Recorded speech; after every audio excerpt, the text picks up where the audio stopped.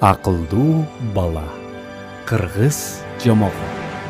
Илгери өткөн заманда бир шаарда өзгөчө акылдуу, баамчыл бала болгон экен.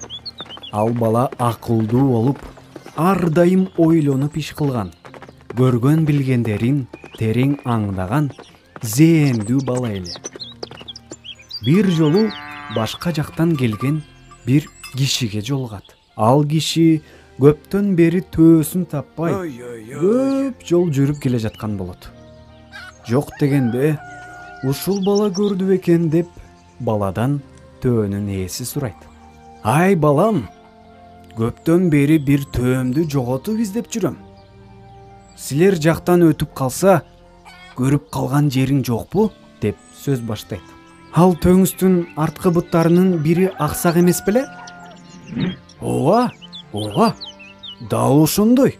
Төөмдүн арткы бир буту ооручу эле. Төөдө куржунга салынган буудай жок беле? Ооба, ошондой. Бар болчу. Төөмдүн куржунунда буудай бар болчу. Ошону менен кошо жоготкон элем да. А төөнүн өңү ак беле?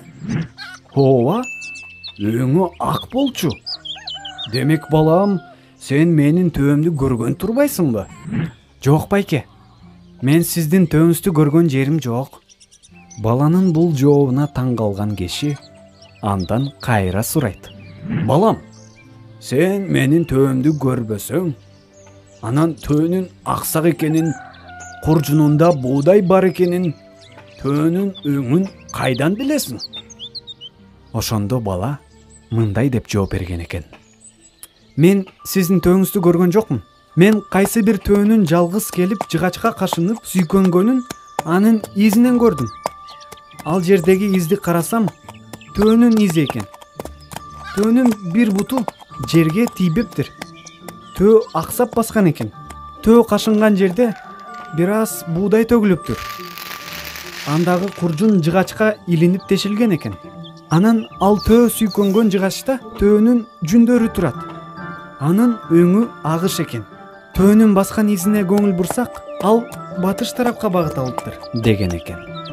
Кичинекей баланын мындай акылына, анын баамчылдыгына баа берип, киши аябай таң калып, ыраазы болгон экен.